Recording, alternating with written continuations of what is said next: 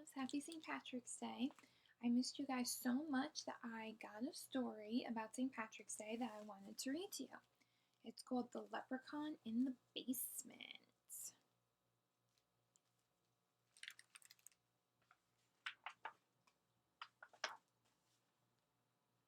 O'Leary was a leprechaun. A long time ago, he had come from Ireland stowed in a trunk. Now he lived in the basement of a house in Chicago.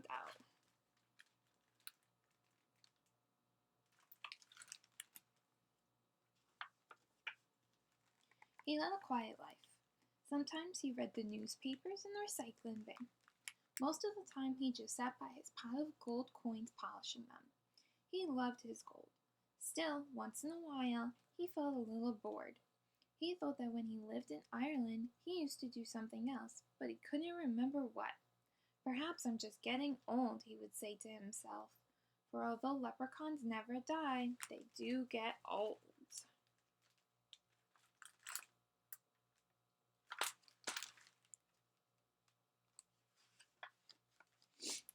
Michael McKeever was the boy who lived in that house, though he didn't know O'Leary was there.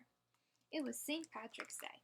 That meant it was almost spring, almost time for baseball season to begin. Michael pulled his last year's baseball shoes from under the bed. He tried them on. His big toes jammed against the end. The soles had begun to peel away.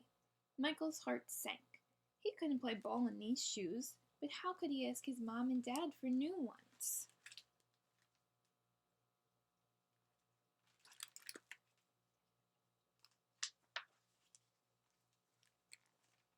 For the McKeevers were down on their luck. Michael's dad had lost his job at the computer company, and Michael's mom said they had to make do. Every day Mr. McKeever searched for another job. At night he came home looking sad and plunked himself in front of the TV. He never said, "Hey Mike, let's go out and throw a few," like the way he used to.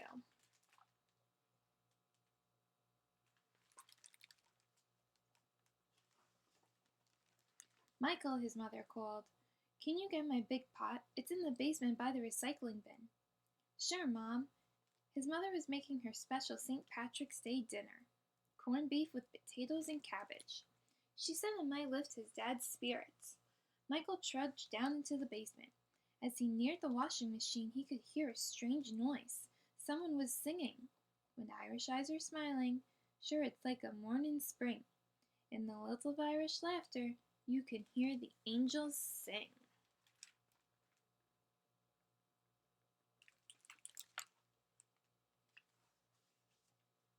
Michael peeked around the furnace.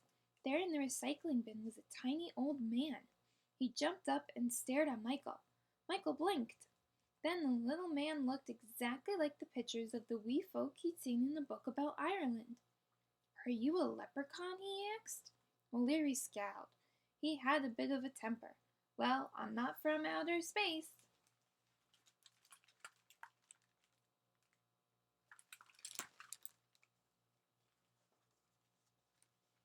Michael pointed to a bowl with something sparkling in it.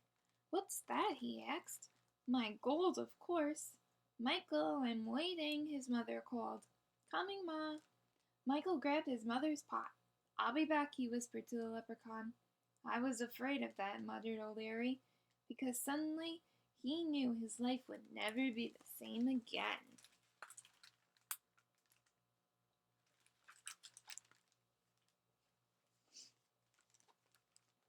At supper, Michael's dad just picked at his corned beef and cabbage. Michael could hardly eat it either. He couldn't wait to talk to the leprechaun again. But after the dishes were washed, his father went down to the basement to check on the hot water tank, and there was no chance. In bed, Michael couldn't sleep. A leprechaun with a pot of gold. Why, that gold could buy all sorts of things. The hot water tank wasn't working right. His mom's bike was broken, and he needed baseball shoes. He had to have new baseball shoes. A leprechaun in the basement? Maybe their luck was going to change. O'Leary was awake too. He had always liked to sing an Irish song on St. Patrick's Day, but he could see that he had been very foolish. Now a human being knew where he was. Now there would be trouble. For humans wanted just one thing from leprechauns. They wanted gold.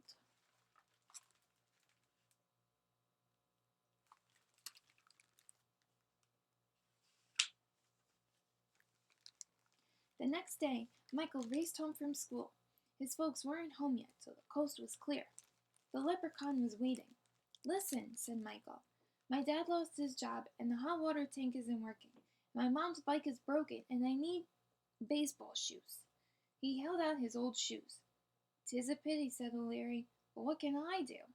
"You could give us some gold." O'Leary sighed. "Could you give up playing baseball?" Michael shook his head. "No way! I love baseball." "You're a smart lad. Then you understand why leprechauns cannot give up their gold."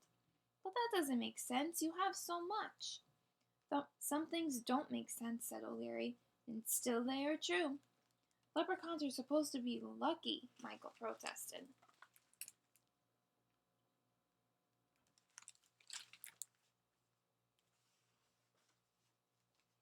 "I don't know about luck," said O'Leary, his voice rising, "but you're not getting one gold coin." "You're a selfish leprechaun," Michael said angrily. O'Leary stomped his foot. "And you are a greedy human being."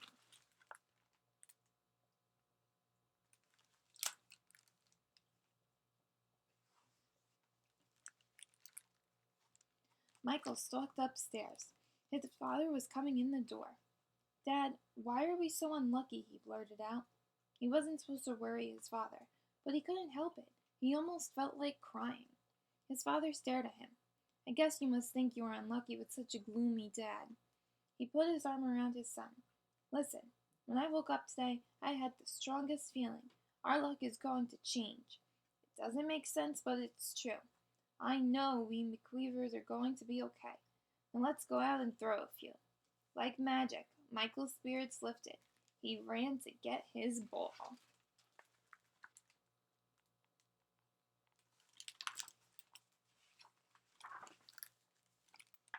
That night in bed, Michael thought about what the leprechaun had said. He didn't want to be a greedy human being. He would make do. Maybe he could tape up the soles, and he reached under his bed for his shoes. Then he remembered he had left them in the basement. In the basement, O'Leary paced back and forth. Was he a selfish leprechaun?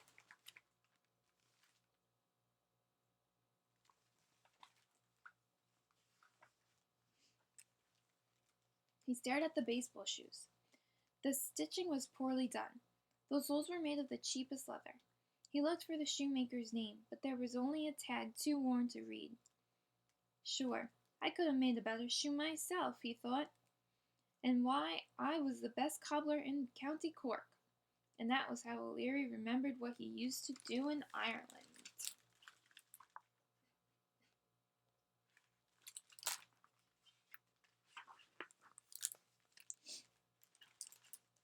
The next morning, when Michael McKeever stretched in bed, he felt something heavy on his leg.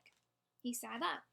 There on the blanket was the most beautiful pair of baseball shoes he had ever seen. They were green, with excellent thick soles and good gripping spikes. On the toes were tiny gold shamrocks.